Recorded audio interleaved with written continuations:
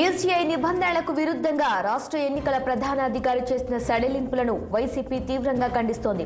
ఈ మేరకు సడలింపులపైన కేంద్ర ఎన్నికల సంఘం ప్రధాన కమిషనర్కు వైసీపీ ఫిర్యాదు చేసింది. అటెస్టింగ్ అధికారుల సస్పెన్షన్ సంతకాల సేకరణ ఈసీఐ నిబంధనలకు విరుద్ధమని, ఇది పోస్టల్ బ్యాలెట్ ఓట్లను తిరస్కరించేందుకు దారితీస్తుందని ఆందోళన చెందుతున్నారు. సడలింపు ఉత్తర్వులు తక్షణమే సమీక్షించి తగు నిర్ణయం తీసుకోవాలని విజ్ఞప్తి చేశారు.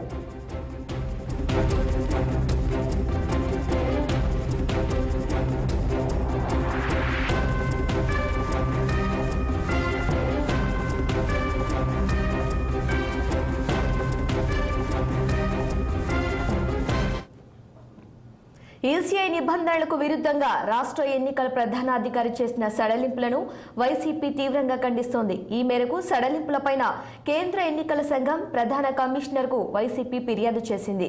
అటెస్టింగ్ అధికారుల సస్పెన్షన్ సంతకాల సేకరణ ఈసీఐ నిబంధనలకు విరుద్ధమని, ఇది పోస్టల్ బ్యాలెట్ ఓట్లను తిరస్కరించేందుకు దారితీస్తుందని ఆందోళన చెందుతున్నారు. సడలింపు ఉత్తర్వులను తక్షణమే సమీక్షించి తగు నిర్ణయం తీసుకోవాలని విజ్ఞప్తి చేశారు. ఇక ఇదే అంశంపై మరింత సమాచారం మా ఏపీ బ్యూరో చీఫ్ రాఘవేంద్ర అందిస్తారు. రాఘవేంద్ర, చెప్పండి.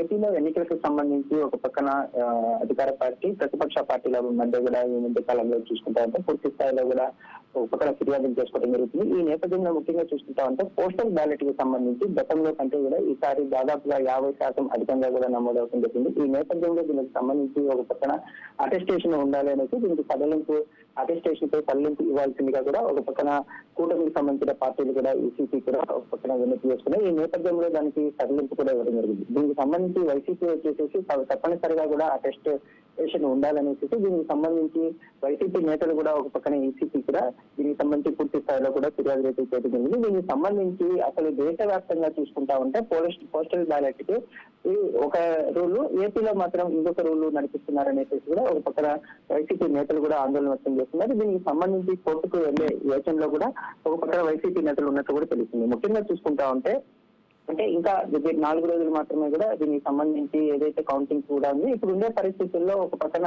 అధికార ప్రతిపక్ష పార్టీలు కూడా ఒక పక్కన ఓట్ల లెక్కింపు అయితేనేమి, ఒక పక్కన మరో పక్కన చూసుకుంటా ఉంటే పూర్తి స్థాయిలో కూడా పోస్టల్ బ్యాలెట్లకు సంబంధించి అయితేనేమి ఆందోళన వ్యక్తం చేస్తున్నారు. ఈసారి పోస్టల్ బ్యాలెట్లు అధికంగా రావడంతో కొన్ని పార్టీలకు అంటే అధికార పార్టీకి వ్యతిరేకంగా ఉన్నాయి అనేసి వైసీపీ శ్రేణులు కూడా భావిస్తున్నాయి అనేసి ప్రతిపక్ష పార్టీలు కూడా దీనిపైన ఆరోపణలు అయితే చేయడం జరుగుతుంది. ముఖ్యంగా చూసుకుంటా ఉంటే ఈ పోస్టల్ బ్యాలెట్ల పైన ఒక పక్కన ఫిర్యాదులు అయితేనేమి, అదే విధంగా కూడా కోర్టుకు వెళ్లే యోచన అయితే కనిపిస్తా ఉంది. Sirisha. Right Raghavendra, thank you.